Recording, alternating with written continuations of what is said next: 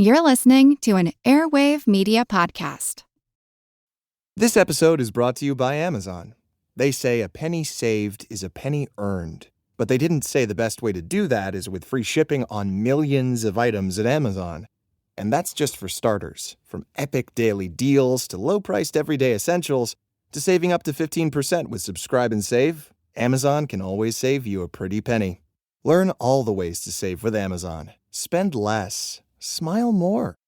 What's that saying? A success is 1% inspiration and 99% perspiration. And it's attributed to Thomas Edison, although it's actually a woman in the 1890s who coins the phrase. They didn't even say it. In the case of what happened to Alexander Graham Bell and his rival to the telephone patent, a commenter later said it was a case of 1% inspiration and 99% tracing paper.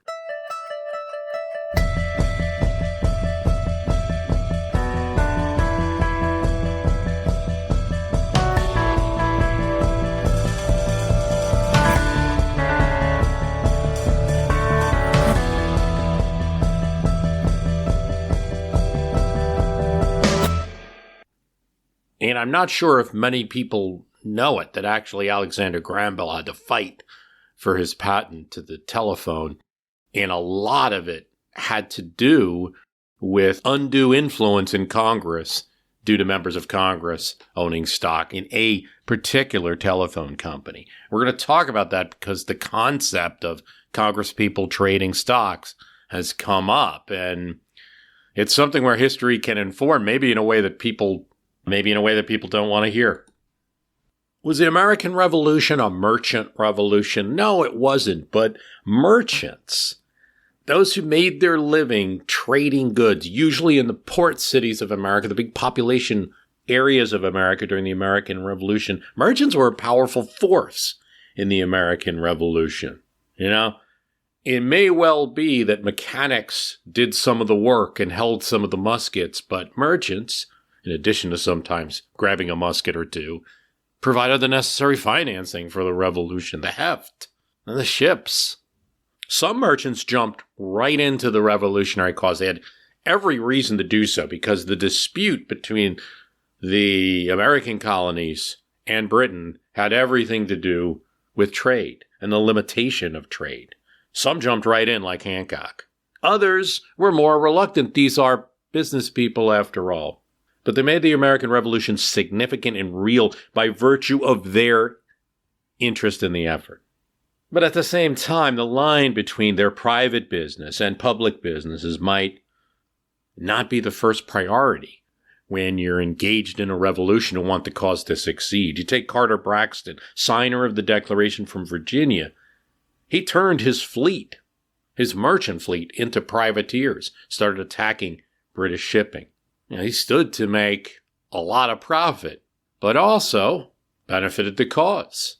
The less trade Britain can complete successfully, the more it's going to hurt them to continue the American war. He also took a great risk. In fact, he lost much of his fleet at sea and was ruined financially after the American Revolution. Yet he's considered one of those, rich signers of the Declaration. A real good example here is Robert Morris, London-born merchant. He comes to Maryland in 1747. His father sets him up in the tobacco trade.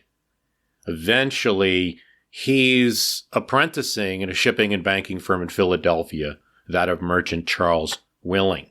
And he rises from a teenage trainee to become a key agent in the Willing firm.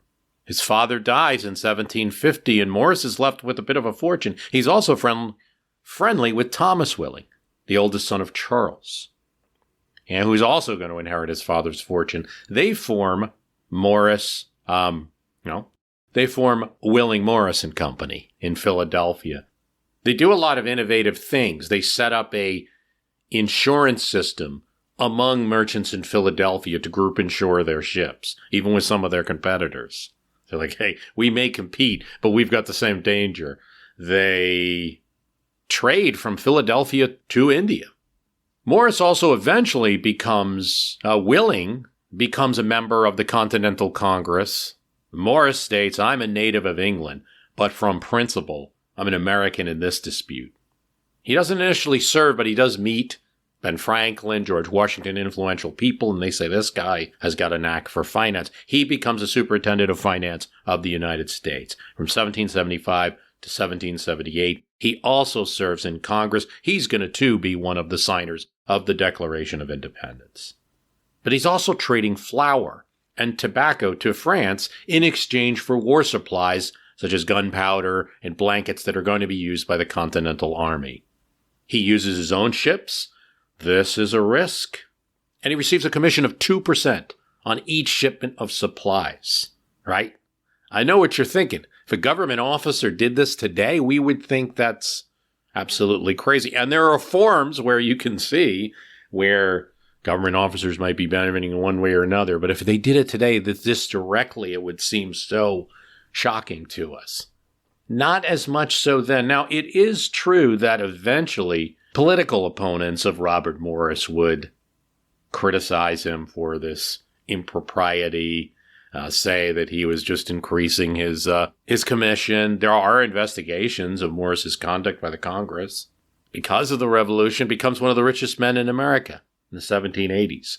When Washington moves to Philadelphia to become president of the United States, he's staying at Robert Morris's mansion. So this line is pretty thin between these things. In 1789, state-backed Revolutionary War bonds. So these are bonds that the various colonies and then states would float to support their own Revolutionary War efforts. It's how much of the war is paid for, really have very little value. And it's Alexander Hamilton and this famous assumption plan that consolidates the state debt into the new federal government. Congress and people in New York, remember it's not Washington at this time, capital's in New York, know about this before the average citizen. And they're scooping up thousands of these bonds from farmers who might have just served a various state in the militia or in the Continental Army and had these bonds of very little value. They're paying pennies on the dollar, getting these bonds. They know that this assumption plan will probably pass. Why? Because they're members of Congress.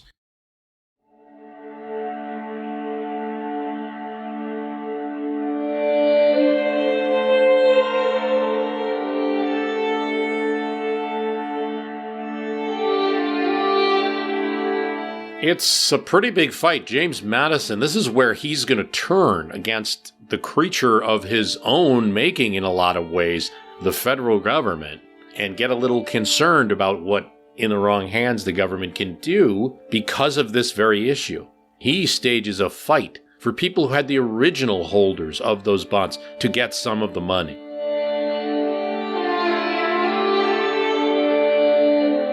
It fails in Congress. He fails on that vote. There's a lot of arguments against. No, it's a free market. Now it would be difficult to find out who owned this originally. You can't get involved in these trades. It's like the government getting involved in speculation, all of this.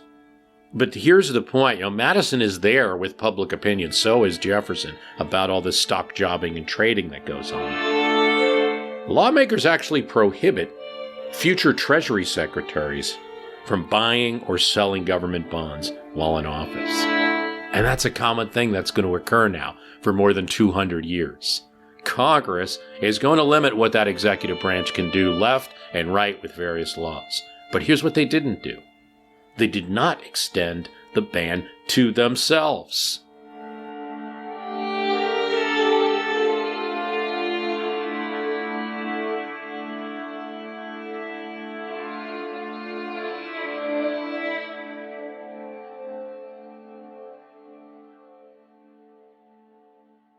Even after reform, they could still trade in government bonds. And that also has really been the history. Here's what Brian Bard said. He's a former congressman from the state of Washington who co-authored a Stock Act in 2006. This was in response to the Enron scandal and some other things. Congress has no problem imposing rules on others. We have a more difficult time doing it for ourselves. I think there's two things at work here. One is as we discussed, America's not a monarchy, right? That's the reason we have the revolution.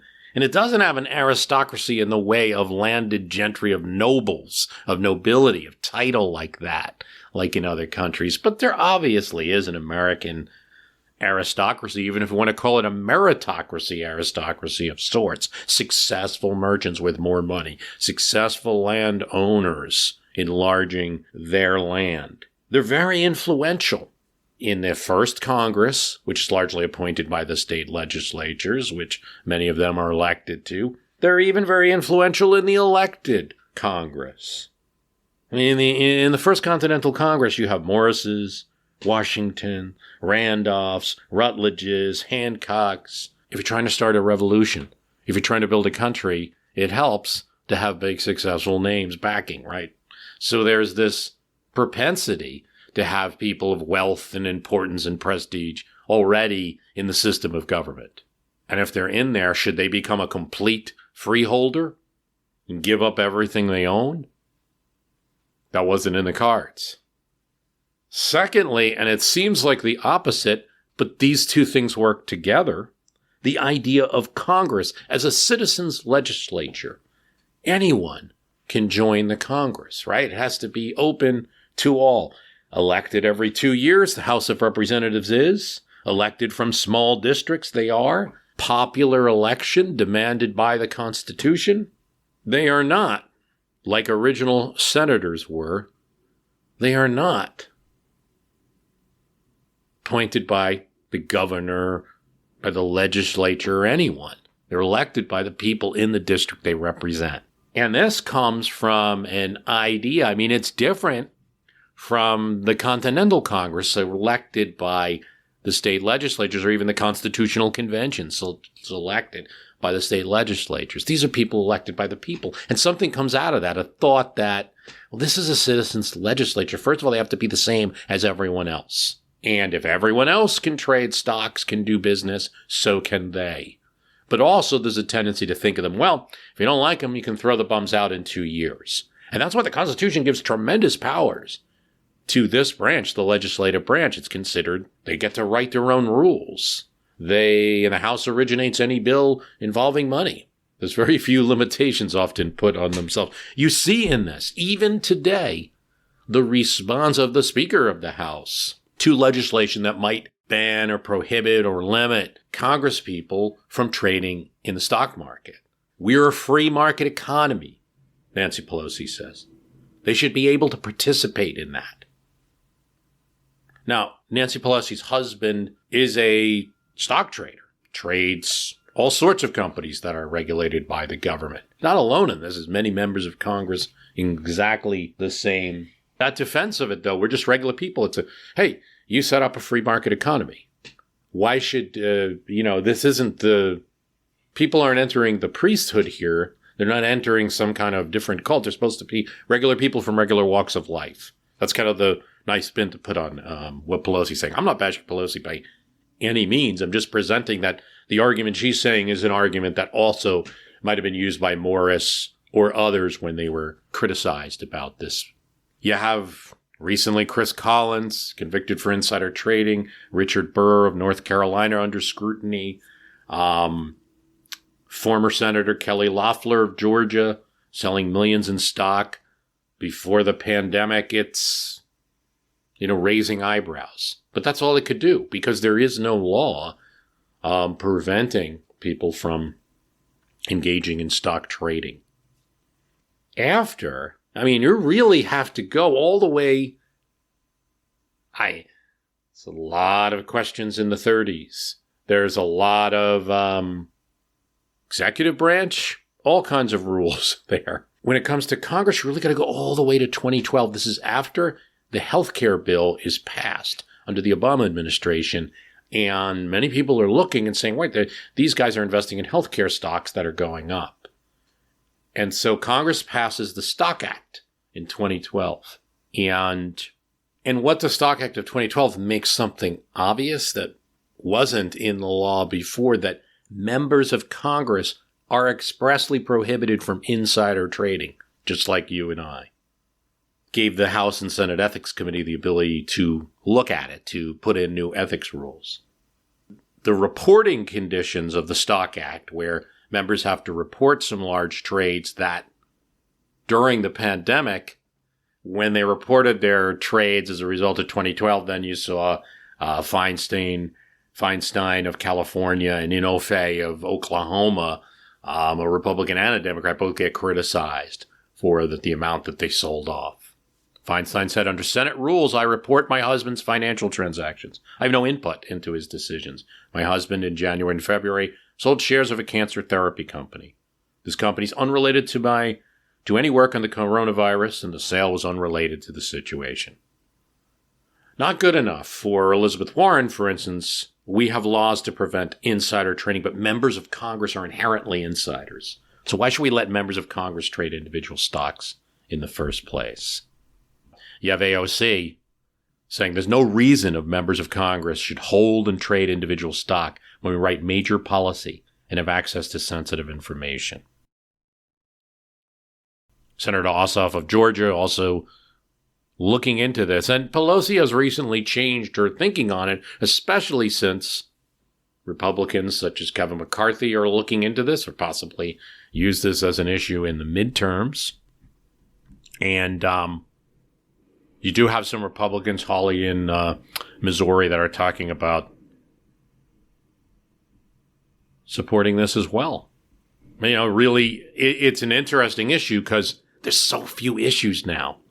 There's probably a lot of minor stuff going on, but there's so few issues now that are big that you can bite into, yet it's getting bipartisan support. And this is one. More than 220 members of Congress held stocks in 2020.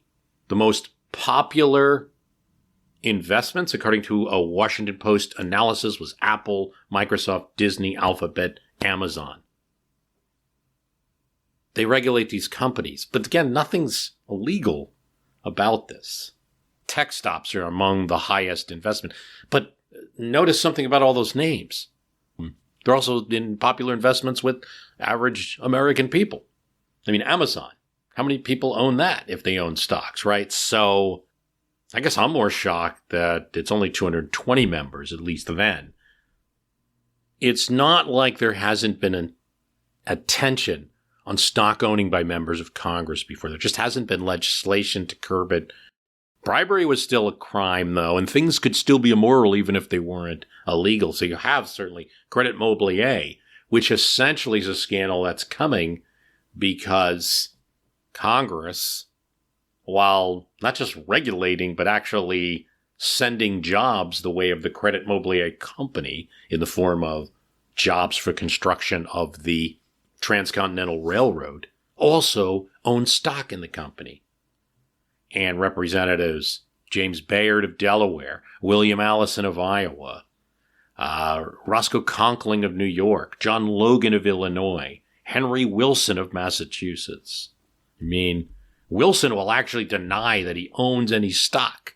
He replaces Schuyler Colfax as vice president, and one of the reasons is that there's some suspicions about Colfax that, you know, maybe he's involved in some things, and maybe Wilson would be a better candidate. Wilson ends up getting caught up in the whole Mobilier scandal just like Colfax does. He says that he had paid for the stock in his wife's name and with her money, and never had taken possession of the shares. That didn't help his reputation very much. Of course, Wilson dies in office as vice president a little bit later, so never got much farther. There's also a less known, we know about Credit Mobilier, and it would make it seem like it's the only one. It's not. It's extremely common for ownership of various things.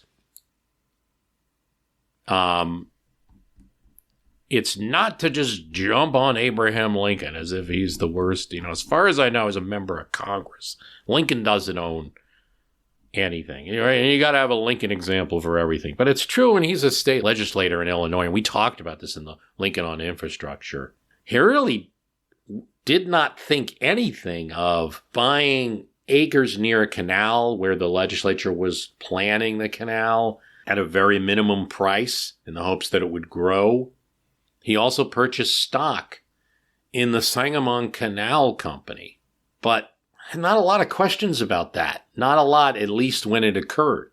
It was within propriety, and in fact, and I think this would go to the Morris example, this would go to some of the early stock owning in the Congress, it's seen as a vote of confidence.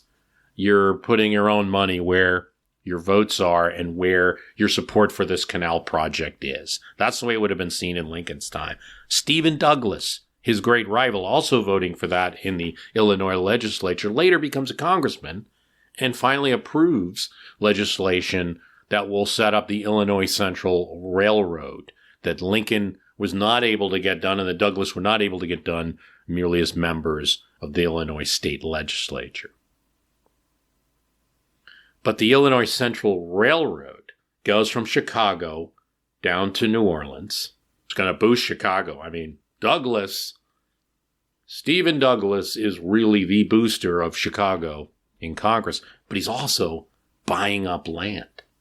He buys up property around the lake where he knows the railroad will be built, sells it to the railroad for $21,320. But again, this is not just some dark transaction that happens in a room. This isn't like, the worst thing ever in history, at least the way Americans saw things then. It's expanding the city of Chicago. Here's what a Illinois Central Railroad executive says. There were about a half dozen locomotives flying about, whistling, screaming, puffing, blowing, backing, and going ahead. 500 or 600 teams of every description, loading and unloading. 2 or 3 or 4 buildings going up skyward at the rate of a loft a day, hammers banging, tin rattling, chisels clinking, and men swarming on what was the handsomest passenger station in the country. Immense loads of round hogs coming over from neighboring depots, and not less than 50 cars of live ones standing here and there on the track. Merchandise of every description scattered around. Immigrants crowding everywhere. Passengers running about. Chicago booms. It booms so much that it's actually bad politically for Douglas, because as the city grows, people are against Douglas's type of squatter sovereignty politics and closer to the Whig Party or the burgeoning Republican Party of Abraham Lincoln. Douglas doesn't carry Chicago when he runs against Abraham Lincoln in 1858, first time he loses the city. He doesn't carry Chicago when he runs for president in 1860. Lincoln does. But I did want to tell a bit of a story about a case involving members of Congress owning stock that involves Alexander Graham Bell. He's a professor of education at Boston University. He's tutoring deaf children. And he begun electrical experiments in Scotland, and he was researching telegraphs. And at the same time, there's another inventor, Elisha Gray, that develops a telegraph device that has vibrating reeds that can transmit music, not speech, music. And he draws it and he develops it. Graham actually gets to the patent office first, but it's literally like the same day that Gray gets there. And the patent office actually suspends Bell application for 3 months, gives Gray time to submit a full patent application with claims. So while they're waiting for this battle between Gray and Bell, there's also others who say, I invented the telephone too. Mr. Rogers of the PanElectric Telephone Company in Memphis, Tennessee, has no real claim to any telephone whatsoever, but he had one advantage. He had distributed his company's stock to members of Congress, including then a senator, Augustus Garland. Now, this is going to be a problem when Garland becomes the Attorney General of the United States. But I talked about this in something that I only previously had released on the Premium Cast, and we'll read it now. It's a little bit from Frank Carpenter's book from the 1880s about life in Washington.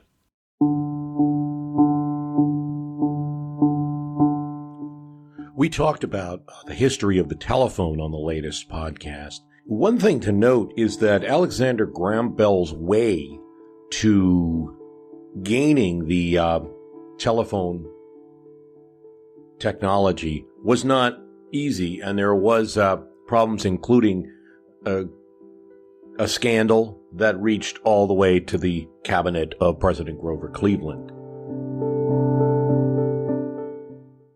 We have the occasion now to read more from some of Frank Carpenter's dispatches. The PanElectric telephone scandal is the sensation of Washington. In this case, which is being tried before the Secretary of Interior, Lamar, the claimants declare that Alexander Graham Bell did not invent the telephone, but stole his idea from others. He's even charged with being in collusion with Patent Office officials. Bell's legal defense has already amounted to a fortune. In his library, there are volumes upon volumes of printed testimony containing arguments for and against his right to the title of inventor of the telephone. In the Drawbaugh case, which was settled in Bell's favor not long ago, 550 witnesses were examined. Months and years were consumed in taking their testimony. Drawbaugh's own testimony filled 3 large printed volumes of 800 pages each, while that of Bell filled 4. The trial itself lasted for weeks. This PanElectric telephone case involving the Secretary of the Interior, the Attorney General, Railroad Commissioner, an Assistant Commissioner of Patents, and numerous congressmen and senators outranks all scandalous cases of corruption of our public men and all other attempts of unscrupulous lobbyists to influence. There are such blots on our pages of our history from the very beginning of our government. Members of every Congress, from Washington's administration to that of Cleveland, have been charged with corruption. Many persons have been investigated, and some have been found to be actually implicated in deeds which should have sent them to the penitentiary.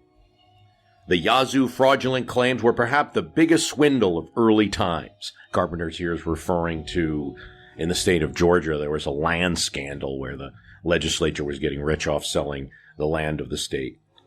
These had to do with lands that the state of Georgia sold to favored speculators for almost nothing. The Ohio purchase was similar. In 1787, the government gave 5 million acres of land to the Ohio Company, made up of New England men who lobbied the bill through Congress. Some of the greatest men of today, including Alexander Hamilton, were involved in this speculation. When later Congress began its investigation, the parties involved were too highly placed to be touched, so the matter was dropped. It's even stated that the location of the nation's capital was lobbied through Congress by George Washington, among others, although it's not charged that he paid actual money for votes. But it has been pointed out that his own property, Mount Vernon, and that of his wife, where Arlington now is, stood to benefit greatly from this choice of location. Well, Frank G. Carpenter there back in the 1880s lobbying a little attack at the first president, and perhaps a little attack at his temporary home of Washington, D.C., I think gets some things wrong, or at least gets the point wrong. It's obvious that George Washington chose the location. Many people were looking to him to do just that.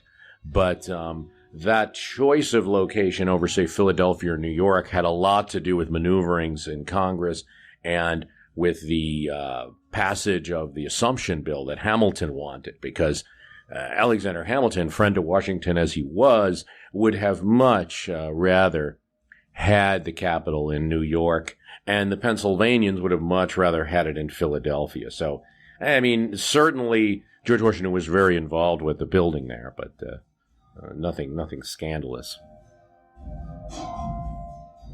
The Star Route trial, which has proved a failure, has again demonstrated that no jury of Washingtons will ever condemn stealing from the government. Washington City deems the United States Treasury its legitimate prey and would laugh at the man who would not steal from it if he could. One might go on and on recording examples of corruption in the past, but he could not cite one equal to this PanElectric scheme, which, based on the selling of millions of dollars of valueless stock, tries to grab the rights to a successful invention and makes high officers of the government into the most accomplished of burglars. Everyone's curious about the men involved.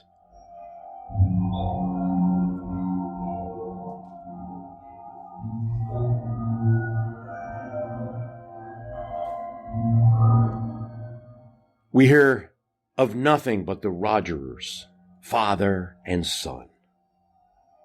The father, who has engineered the selling of the stock, has a checkered career. He's well educated, was an Episcopal clergyman who became converted to Catholicism and wished to become a priest. The Catholic Church, being a good judge of character, would have none of him. After the war, his sympathy still being with the South, he wrote a secessionist drama entitled, I think, Mrs. Surratt, which lauded the woman who was hanged on the charge of being involved in the plot to assassinate Lincoln. This drama old Mr. Rogers had on his hands when his son Harry, the inventor of this new telephone, became connected with the government as electrician of the Capitol. There he constructed his first telephone, which he patented under the name Secret Telephone, and which later he sold to the PanElectric Company for about $60,000. While the PanElectric scheme was underway, his backers thought it would be wise that young Rogers should remain as electrician of the Capitol. Rogers told Attorney General Garland that salary was of no consideration, but that his being there would advertise the company and permit him to experiment at government expense. Garland, it is charged, counseled him to keep the place and turn the salary into the company. Nice advice, if it is true, coming from the Attorney General of the United States. The Honorable Casey Young, ex-member of Congress from Tennessee, has been grand manager of the scheme. He is confident that his PanElectric telephone is going to be a huge success, and he tries to convince the public that its inventor is being persecuted by Bell. Robert Vance, the Assistant Commissioner of Patents, another figure in this PanElectric gallery, was the one who first introduced the bill in its favor into the last house. Attorney General Garland is not rich. I suppose that out in the wilds of Arkansas, where the code of public morals is not the most advanced, his actions in this business would be looked on as smart rather than unscrupulous. From his education, I can easily imagine that Garland might have gone on to this scheme without a full appreciation of the ethics of his actions. Take a western frontier town where the practice of law is chiefly bleeding eastern capitalists for the defense of their land claims. If a man succeeds, no one asks how he obtained his success. And when he gets into public office, he does things he would never have done with a different background. I am told that President Cleveland understands Garland and that he leaves little of importance for him to decide. Scandals such as the PanElectric have given the people of the United States an exaggerated idea of the extent of lobbying in Washington. Congressmen do not often sell their votes for actual money. And much of the lobbying here is legitimate and honorable. A man who seeks to influence legislation by convincing congressmen of the best way to vote, by arguments only, is also called a lobbyist. During the agitation about the wool tariff this year, many prominent men in that business were lobbying. Among them, little Dave Harpster of Northern Ohio. No one would ever think of accusing Farmer Dave of anything shady. And a large part of the Washington lobbyists are just as honorable as he. Of the hundreds of pension lobbyists, national bank lobbyists, tariff lobbyists, steamship lobbyists, mail contract lobbyists, 9/10 are sound businessmen who would not think of trying to buy votes in Congress. So at the time Carpenter's writing this article, we don't know the outcome of the case, but that outcome was decided by the Supreme Court. Here from the History of the Supreme Court by Gustavius Myers, Volume 1. The principal competitor of the Bell telephone was the PanElectric Telephone Company. This company charged its opponents, the Bell Telephone Company, with having resorted to a campaign of bribery by means of money or gifts of stock in order to get its patent claims, laws, and franchises and decisions. On the other hand, the testimony before a congressional committee showed that to get the government officials to move in the courts for vacating the Bell patents, large blocks of stock were distributed by the PanElectric Telephone Company to influential representatives and senators, some of whom became directors of the company. It's also charged that United States Attorney General Garland, who had the practical power of deciding whether or not suits to vacate the Bell patent should be brought, held $10 million of PanElectric stock, for which he had not paid $1. It's never been proven, it's not proven, but in fact, a contract was produced before the Congressional Committee proving that on August 4th, 1875, the PanElectric Company and the National Improved Telephone Company of Louisiana had agreed in writing that they would begin suit against the American Bell Telephone Company provided they could obtain the assent of the Attorney General of the United States. There were 5 actions against the American Bell Telephone Company revolving around the point of whether Bell, or a man named Dolbear, was the inventor of the telephone. The decision came down favorable to the Bell patent. 7 justices. Justice Gray had refrained from taking part because of interest, and there was 1 vacancy on the court. 7 justices, of whom Waite, Miller, Blatchford, and Matthews, concurred in a majority opinion favorable to Bell. Bradley, Field, and Harlan dissented from some of the conclusions reached by the majority.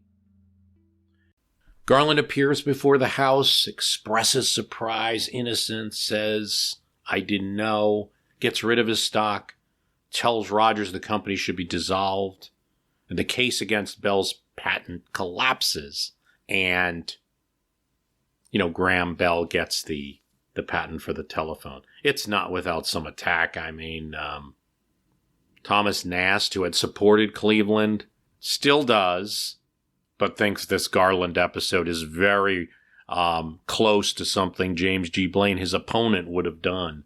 Cleveland, however, retains his seat as Attorney General, remains it through the end of Cleveland's first term to 1889.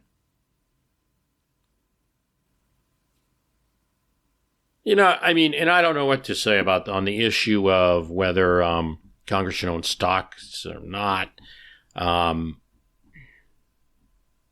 There is one study, Capital Losses, the Mediocre Performance of Congressional Stock Portfolios, by Andrew C. Eggers and Jens Heinmuller. Okay? And that shows, our study indicates that members of Congress enjoy no special advantage of investors. They looked at the 2004 to 2008 period and also looked at prior studies. We do not see evidence of systemic trading acumen. Further, our analysis of the performance of members' actual portfolios, first of its kind, indicates that members of Congress would, in recent years, have fared better if they liquidated their common stock holdings and put all the money into a passive index fund. Given voluminous research showing that neither individual investors nor financial professionals systematically outperform the market, the finding that members of Congress are mediocre investors is only surprising because, first, previous research appears to have convinced much of the public otherwise, and second, some members of Congress presumably have access to information about upcoming legislation, for example, that they could use to reap investing profits. As we have shown here, existing research makes a weaker case for trading acumen in Congress. Yeah, and I think I agree. This is an older study. Where Eggers and Heinmuller have a point is if you're just talking about broad ownership in stocks. Where you start to get into specific stocks that are going to benefit from a specific law, I think that's something that hopefully the transparency picks up. Maybe this goes to the news media too for a little bit better reporting. I mean, some of the things that we cover day to day do not involve the House of Representatives or what they're doing, but usually involve the big guy, right? The guy in the White House. There's numerous rules that govern what they do, and there's also a lot of attention to them. So maybe a little more attention there to pick up on these situations. It's not a popular opinion, right, to say this, but I do think while it would be well and easy to see Congress kind of turn the cannons on themselves, they're always very popular, limit themselves in this activity, there is an argument to be made. Even if it's not popular to make, that do you want to limit the type of person that runs for Congress? They're going to be afraid they're going to have to sell. What if it's you're entering like a 2008 period? So somebody's, just going to join Congress. They're thinking about running and they have some stock. Now you enter but the stock market's way down. I got to sell now. You could tell them they have to put it in a blind trust. Blind trusts go several directions. There were criticisms, for instance, of Vice President Dick Cheney's blind trust during his time, that even though it was a blind trust, he knew he had certain stocks. And maybe the blind trust is going to get rid of them all. You don't know, but probably not. So that kind of thing. Do you want to limit Congress to just people who don't have any investments? Do you want to tell people who are members of Congress that even if they take their own congressional salary, we've agreed to pay them and invest it, they can only get the mediocre percentages of interest, which are really, in the United States right now, nothing at all and nothing else? I mean, are we making it a kind of, returning the seat in Congress into a priesthood, when it should be a representative that anybody could be, anyone can run for, that's of the age requirement? Something to think about as they consider legislation. I'm always one for a little more moderation, like maybe let's try to find where there would be specific legislation and then maybe limit trades. And then you could do enforcement after the fact, so it could be looked at. Because it's one thing to say, you got to sell all your stocks right now in this year because you're entering Congress. Oh, great. Stock market just went down. It's another thing to say, you can't sell or you must sell this particular stock before this particular hearing. In terms of the history, what I think we've had here is this is an area that Congress has been very loose about, and Americans haven't always held their feet to the fire enough. They haven't been concerned enough to do it, except when there have been large scandals. But there have indeed been large, politics-changing scandals in the House over stock ownership in the past. I want to thank you for listening. The website is www.myhistorycanbeatupyourpolitics.com.